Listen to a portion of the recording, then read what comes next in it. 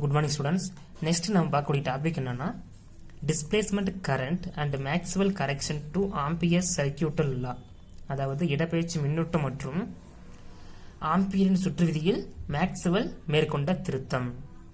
Maxwell அவர் nature நம்புறாரு, அதாவது நேச்சர்ல எல்லாமே சிமெட்ரிக்கா இருக்குன்ட்டு அவர் நம்புறாரு. ஸோ அவருக்கு ஒரு கொஸ்டின் எழுது என்னன்னா, ஃபேரடே லா சொன்ன மாதிரி எலக்ட்ரோ மேக்னெட்டிக் இண்டக்ஷன் அதுபடி டைம் பொறுத்து மேக்னெட்டிக் ஃபீல்டு சேஞ்ச் பண்ணும்போது எலக்ட்ரிக் ஃபீல்டு ப்ரொடியூஸ் ஆகிற மாதிரி ஏன் டைம் பொறுத்து எலக்ட்ரிக் ஃபீல்டு சேஞ்ச் பண்ணும்போது மேக்னெட்டிக் ஃபீல்டு ப்ரொடியூஸ் ஆகாது? ஸோ அந்த மாதிரி அவருக்கு ஒரு கொஸ்டின் எழுது. அதை அவர் தியரட்டிக்கலாக கண்டுபிடிச்சிட்டாங்க. பட் அதை பற்றி நம்ம இங்கே டீட்டெயிலாக பார்க்க போகிறோம். First one, induced magnetic field, அதாவது தூண்டப்பட்ட காந்தப்புலம். யார் ஃபர்ஸ்ட் இன்வென்ஷன் பண்ணாங்க? ஃபேரடே.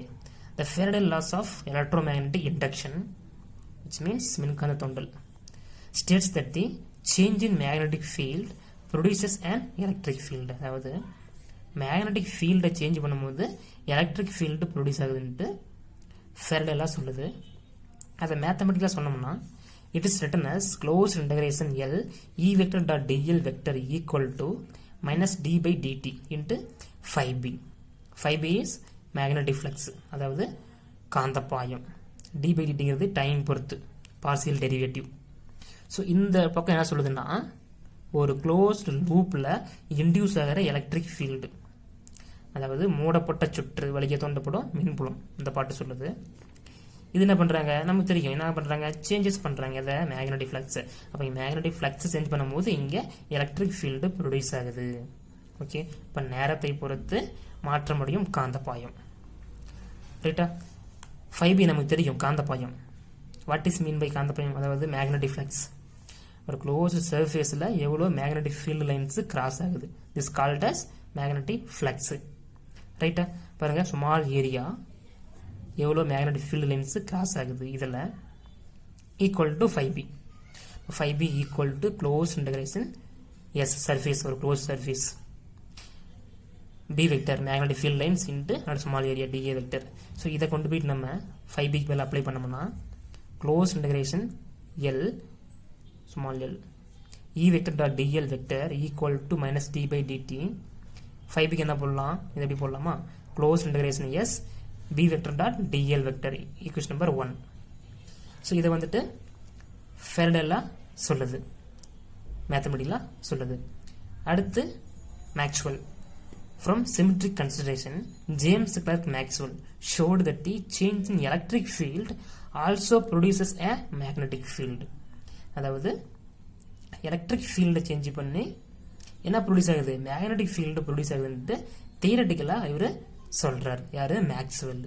அதை பாருங்க, close integration L B vector dot DL vector equal to minus D by DT into 5E.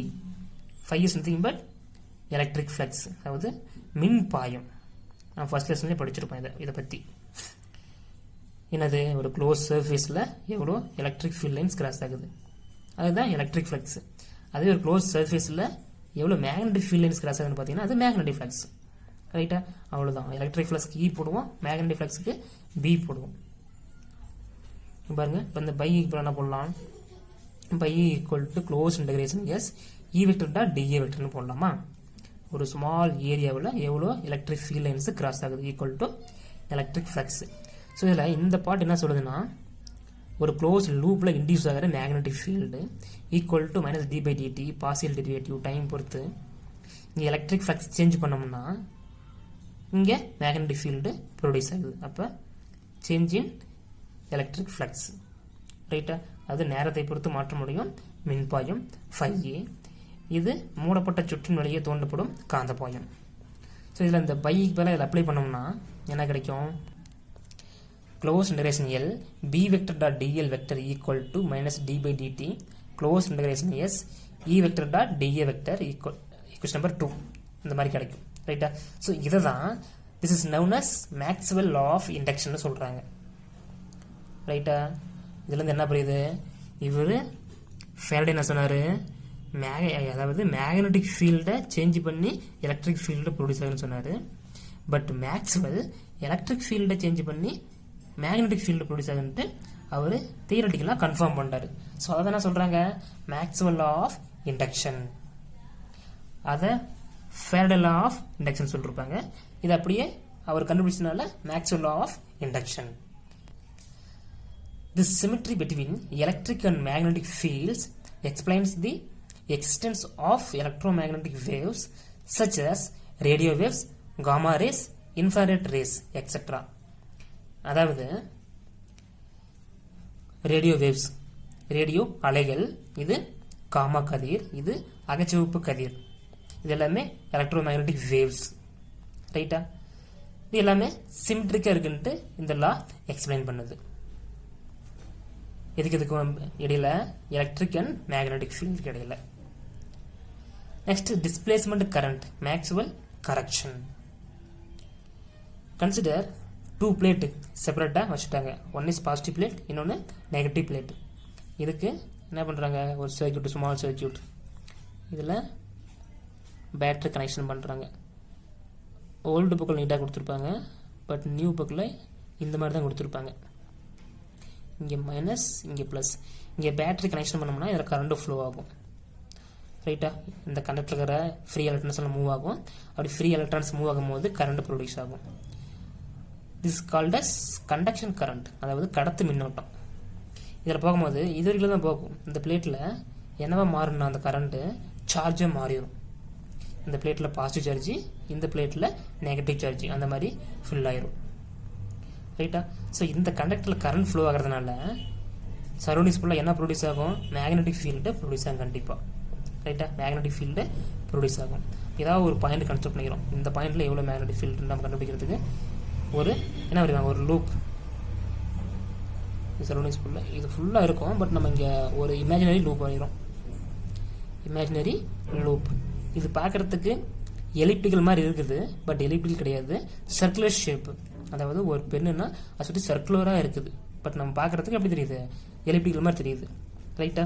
அதாவது இந்த சென்டர் இங்கேருந்து இந்த ஒயிலிருந்து இங்கே பார்த்தாலும் ஈக்குவல் தான், இங்கேருந்து இங்கே பார்த்தாலும் ஈக்குவல் தான், இங்கேருந்து இங்கே பார்த்தாலும் ஈக்குவல் தான், இங்கேருந்து இங்கே பார்த்தாலும் ஈக்குவல் தான். சரியா? அதனோட மேக்னெட் சேமாக இருக்கும், ஒரு சர்க்குலர் ஷேப்பில் இருக்கும்.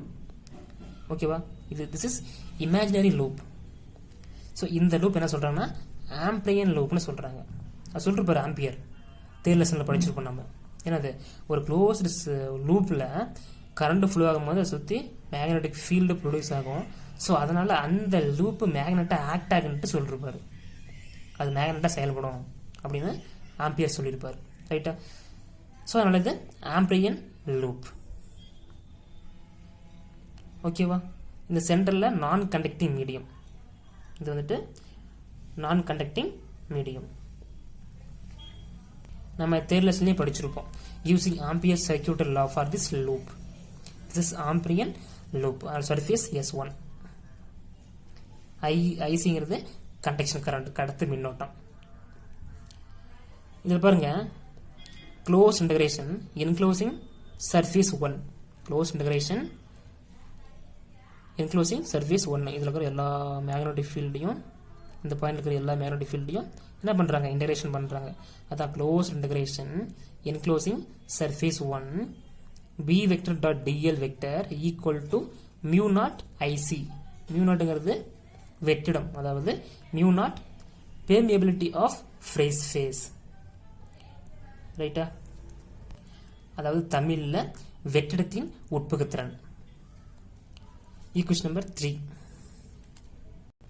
நெக்ஸ்ட்டு அந்த சர்ஃபேஸை அப்படியே இந்த பிளேட் சுற்றியும் இந்த மாதிரி எக்ஸ்டெண்ட் பண்ணுறாங்க. எதை, இந்த க்ளோஸ் சர்ஃபேஸ் இமேஜின் பண்ணாங்கல்ல, அந்த இமேஜினரி க்ளோஸ் சர்ஃபேஸை இந்த மாதிரி எக்ஸ்டெண்ட் பண்ணுறாங்க இந்த பிளேட்டை சுற்றி. அதோட சர்ஃபேஸ் S2. அதே மாதிரி conduction current point P. This is Amperian loop. இது எப்படி இருக்குது பார்க்குறதுக்கு, பலூன் ஷேப்பில் இருக்குது. ஓகே,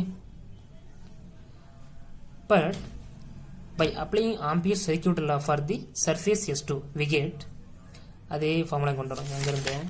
இங்கிருந்து கொண்டு வரோம். ரைட்டா? Close integration enclosing S2 surface 2 B vector dot dl vector equal to 0. ஏன் 0? அதாவது இங்கே போகிற கரண்ட்டு இது வரைக்கும், அந்த சர்ஃபேஸ் வரைக்கும் மேக்னெட்டிக் ஃபீல்டு கரண்ட்லாம் ப்ரொடியூஸ் ஆகும். பட் இந்த பிளேட்டுக்கு போகும்போது சார்ஜாக மாறிடும். ரைட்டா? அப்போ அந்த சர்ஃபேஸ்க்குள்ள எந்த ஒரு கான்டாக்டுமே இல்லை. பட் பாருங்க, இதோட பவுண்டரியும் சேம் தான். அதோட பவுண்டரி சேம். பட் உள்ள சர்ஃபேஸ் 2 உள்ள எந்த ஒரு கரண்ட்டும் இருக்காது. அது உள்ள போது சார்ஜாக மாறிடும் இந்த பிளேட்டில். இது பாசிட்டிவ் சார்ஜ், இது நெகட்டிவ் சார்ஜ். ரைட்டா? ஸோ அப்போ உள்ள சர்ஃபேஸ் 2 உள்ள எந்த ஒரு கரண்ட்டும் இருக்காது. அதனால என்ன பண்ணலாம், இங்கே கண்டக்ஷன் கரண்ட் இருக்காது. அப்போ கண்டக்ஷன் கரண்ட்டுக்கு 0 போட்டோம்னா 0 × μ0 0. ஓகே, இப்போ என்ன கிடைக்கும்? 0ன்னு கிடைக்கும். ரைட்டா? Equation number 4. அடுத்து Maxwell resolved this inconsistency as follows. அதாவது தேர்ட் ஈக்குவேஷன் ஃபோர்த் ஈக்குவேஷனுக்கும் முரண்பாடு இருக்கு அப்படின்னு இவர் தெளிவாக சொல்றாரு. மேக்ஸ்வெல் ரிசால்வ் பண்றாரு.